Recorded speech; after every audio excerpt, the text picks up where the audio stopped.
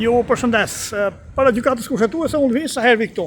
Tani sapo kanë dalë në zyrat e antiterrorit, oficerët e antiterrorit për çështjen e peshkëpisë që isha ankuar unë për familjarët, kërkuan për të sqaruar. Kam ardhur nga Saranda sigurisht, me gjithë hallet që ka, edhe kam marrë sqarimet e nevojshme, sqarimet, komunikimet e nevojshme, për të cilat unë do flas pasi të ketë dalë vendimi nga kjo bordello që i thonë këtu, nga gjykata kushtetuese.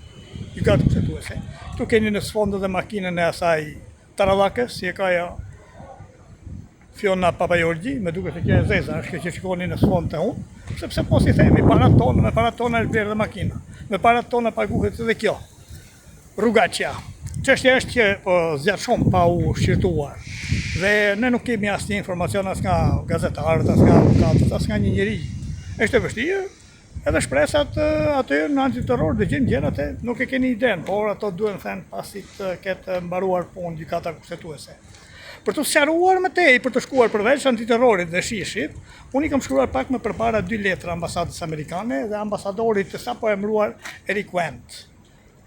Eric Wendt është ambasador general me 3 yje që do vinë në Tiranë, është firmosur nga Donald Trump dhe janë procedurat logjistike dhe diplomatike të cilat e mbajnë atë pa ardhur akoma në Tiranë. Shumë shpejt ai do vinë dhe unë e çova paraprakisht letrat në anglisht dhe në shqip, 2 letra në lidhje me ato që po ndodhin me Fiona Papajorgjin këtu, që e kam çuar atje dhe do e gjej në tavolinë. Do ketë konsekuenca apo jo, Fiona Papajorgji nga kjo vonesë për 6 muaj dhe tallje me një çështjen e dëshmorëve të peshkëpisë dhe me dinjitetin e Shqipërisë, me dinjitetin kombëtar, këtë nuk e di.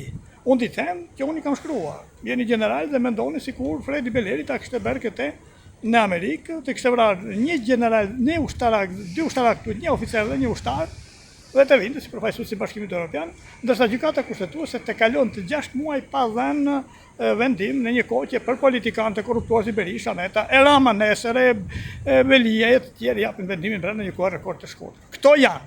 Domethënë që unë jam drejtuar me rekomandim me 2 letra të tjera, përveç atij hapit të parë që bëm me antiterrorin dhe me shishin, hodhëm dhe hapin e dytë duke plotësuar për ambasadorin amerikan në informacione sa ka mundur unë të japë për ambasadën amerikane dhe të kërkoj llogari për Fiona Papajorgjin, pasi dihet që Fiona Papajorgji do jap llogarinë sa pas nesër për ambasadës amerikane për këtë që bën. Ndoshta, nuk e di, po besoj se po. Pastaj hapat janë një nga një, do t'i njep nga hapat një, megjithëse para kushtoj shumë ekonomikisht dhe jemi të vetmuar. Prapse këto nuk janë për të lënë në rrugë. Janë për të vazhduar dhe unë nuk jam nga ata që dorëzohen.